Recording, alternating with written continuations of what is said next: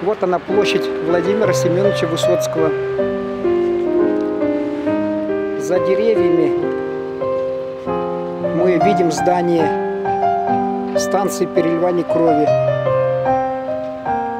В годы строительства КАМАЗа в этом здании располагалась гостиница «Кама», в одном из номеров которой и проживал Владимир Семенович.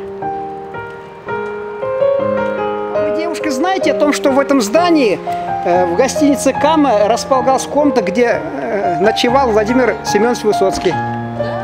Да, не знаете, да? Высоцкий білесіз мені? Меня efendi біле. Константиновна Бабич любезно согласилась рассказать также о Владимире Семеновиче Высоцком, который в годы строительства КАМАЗа посетил наш город, выступал здесь с концертом.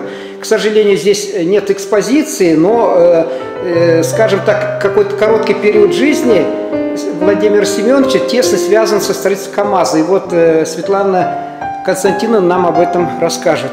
Пожалуйста. В годы строительства КАМАЗа строители видели самых лучших актеров, певцов, музыкантов, поэтов.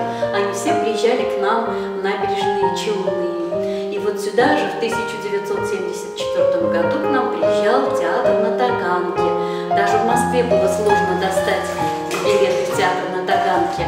А после того, как спектакль проходили в ДК «Энергетики», Владимир Семенович Высоцкий и Валерий Золотухин выступали на строительных площадках, на заводе, на строительных площадках.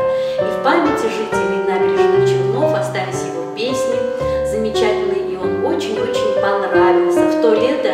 И потом из каждого окошка звучали его песни. В конце площади, в конце улицы Гидростроителей, на которой находится наш музей, здание КамГЭС «Энергостроя», и по инициативе камгэсовцев был создан памятник и была создана площадь Владимира Семеновича Высоцкого. Памятник Высоцкому у нас стоит самый высокий в России, самый красивый, самый оригинальный.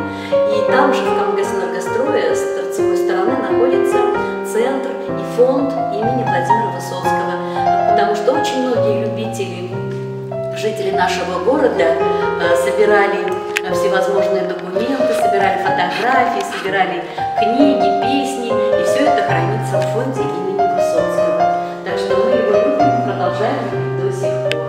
Каждый год, 25 января, в день рождения Владимира Высоцкого, и 25 июля, в день смерти Высоцкого, проходят великолепные праздники, великолепные дни памяти Владимира Высоцкого.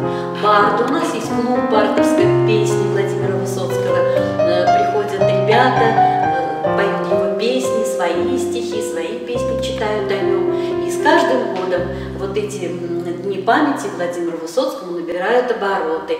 В этом году более 200 человек было на этой площади, и мы слушали все эти замечательные песни. Так что память о нем с каждым годом только увеличивается, и его популярность с каждым годом все больше увеличивается. Спасибо вам, Светлана Константиновна. Вот в отдалении памятник Владимиру Семеновичу Высоцкому.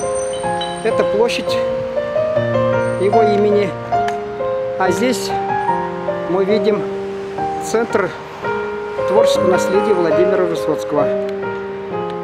Словом, Татарстан как мог, так и увековечил короткое, но яркое пребывание на своей земле такого замечательного барда.